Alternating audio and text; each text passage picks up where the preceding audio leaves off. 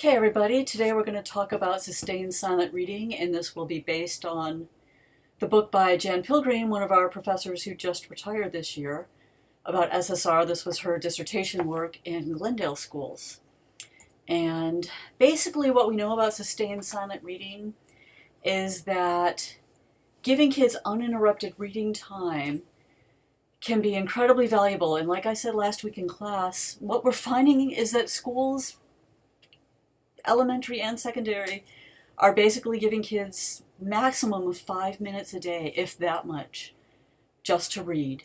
And as all of us know, if we want to get better at something, we need to do it regularly. Studies by Krashen, of course, show that kids who participate in SSR did as well or better in reading comprehension than kids got formal instruction about comprehension. And because kids are reading less and less outside of school, not only do we need to build the desire for reading, we need to build capacity. This is also about getting in what I call reading shape. If we want our kids to be able to read, we need to give them time to read. So, positive effects of SSR. This is something that is familiar to you, I'm sure. The more we read, the better we grow at these different elements.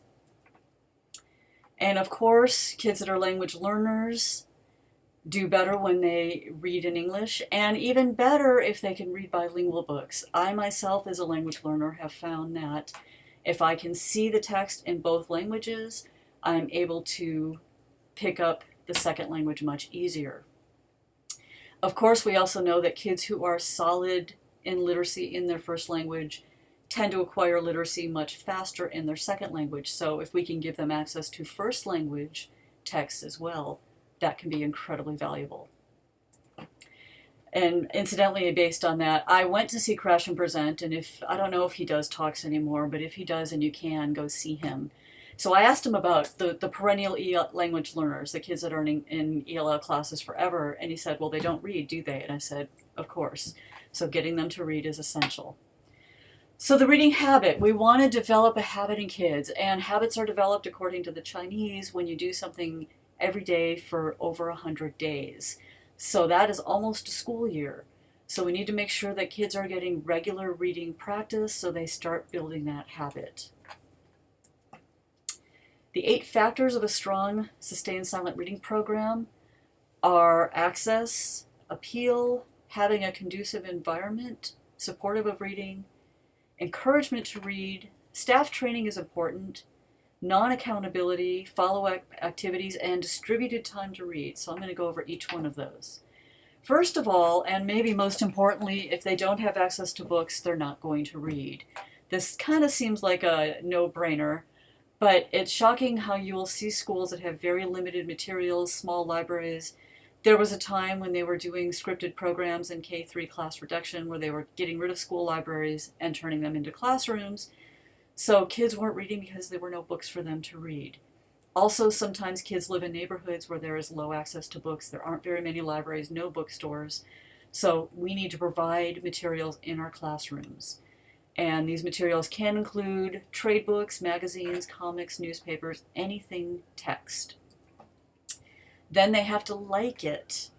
If it's not appealing, as we know, no one will be motivated to read it. Appeal will also include at their reading level. If it's too hard for them, they're not going to read it. So they need to like it, and it needs to be at a level, at their independent reading level. That's what we want for SSR. So conducive environment means it's a space where it's quiet, it's uninterrupted, everybody's reading. And I found that in my class, if I was doing just about anything, including taking attendance, it sent this sort of ripple through the room that was disturbing. I needed to read, and I needed really to read novels. Even when I tried to read my textbooks for my master's classes, that didn't work either because I couldn't really read deeply enough or focused enough. So I basically used that time myself to read novels, and I got a lot of novels read. So as a teacher, we need to model reading because if we're busy doing stuff, the message is it's not that important. It's ideal if there's a school-wide reading program where everybody across the school is reading, so you're not getting interrupted by phone calls from the office or messages or students coming in. Everybody's reading, and it really sends a powerful message to the kids. So if we're modeling reading, that's important. If we can discuss the books we're reading, like sometimes my kids would say, Miss Midori, how much longer are we going to read? I'm like, I just got to finish this chapter. So if I modeled my joy and engagement with reading, that also got them interested. Sometimes they'd go, can we read for the whole hour? And I'd be like, oh, well, okay. And sometimes we would just read the entire period. We need to give them opportunities to share about books, and we need to, of course, share our enthusiasm. It's fun if you're reading the books they read so you can have intelligent conversations with them.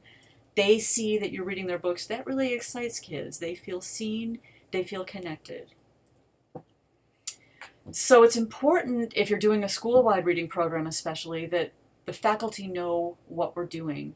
There was a teacher in my school that we did adopt a daily school-wide reading program, and he would require the kids only read novels and they only read books, or some teachers would let the kids read their outline their science homework chapter for the night. And we have to understand that SSR is supposed to be free voluntary reading. Kids are allowed to read what they want. My kids in my class read comic books. They can look through catalogs. I figure if they're turning pages and looking through text, that's reading.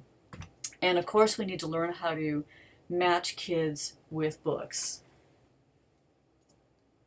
So with that in mind, I'm going to remind you about the Jim Torlese books, Read All About It, which has actual text, stories, poems, newspaper pieces for preteens and teens that could be read aloud, and the Read Aloud Handbook, which has excellent titles of books that kids might want to read, from wordless picture books all the way through novels. And then the Donna Lynn Miller books, The Book Whisperer, where she talks about, as a 6th grade teacher, how she got her kids reading lots of books.